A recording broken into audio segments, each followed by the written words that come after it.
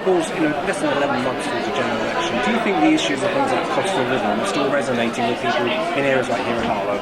I think they are resonating very strongly indeed. People here know that living standards are still going down. Prices are still going up faster than wages. And it's not just short term. That's been happening for a few years. And looking forward, I think people are quite insecure about the future. Where will the jobs come from? Will the recovery work for working people? Will we have a government that will actually stand up for the interests of ordinary people in our country? And that's an argument we're going to win. And you can see from the way in which UKIP polled in the European elections here, but across many parts of our country, people want change. When it comes to 2015, are David Cameron and George Osborne going to change Britain in a way which will be fairer for people in Harlow?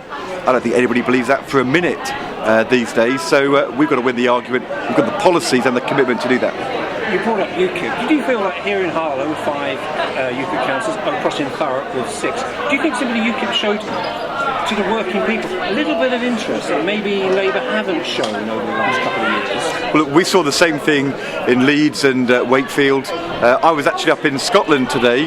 UKIP even polled strongly in Scotland, because I think when it comes to the European elections, where, let's be honest, you're not choosing the government, it's often an election where people can protest. I think people were using the opportunity to say, we don't like what's going on, we want change.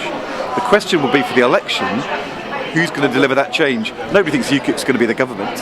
So the question is it going to be the Tories or us? And look, I think we've got to say loud and clear, we want reform in Europe, we will have tough controls on immigration, but we'll also build the homes we need, get young people back to work, tackle the problem of the energy prices and the energy companies, prioritise lending to small businesses. Those are things which will make a real difference. Harlow Town Centre, families in this area, and I think we've got a real chance to show we've understood.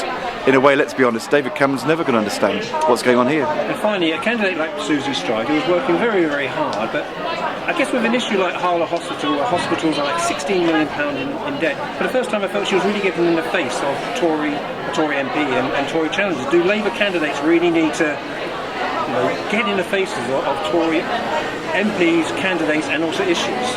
I think to be a good candidate, you've got to work really hard, be talking to people all the time, and you've got to do the big national issues and the big local issues, and actually things which really matter to people. Take what Suzy's doing here. She's campaigning for a jobs guarantee for Harlow, for young people's jobs. That's a national policy. She wants it for Harlow. She's quite right. On the health service, she's actually saying they're mismanaging it. They're wasting all this money on reorganisation. That's hitting people here locally. And she's also saying, why would the Tories turn off the street lights between midnight and 5 in the morning? And I think that kind of local issue will matter a lot, not just to parents, people going home from pubs and clubs, but also shift workers in Harlow who aren't working 9 to 5 and think these Tories in Essex are totally out of touch. If Suzy can show locally she's in touch, but she's also got the ear of Ed Miliband and people like me, and she's on top of the big national issues, then I think she's got a real chance. And look, I remember being here a couple of years ago, hearing the chair of the Tories in Harlow saying cutting the top rate of income tax for the richest would show the Tory government's completely out of touch. If even Harlow Tories know their government's out of touch, then maybe even Harlow Tories know they need a Labour MP to change things.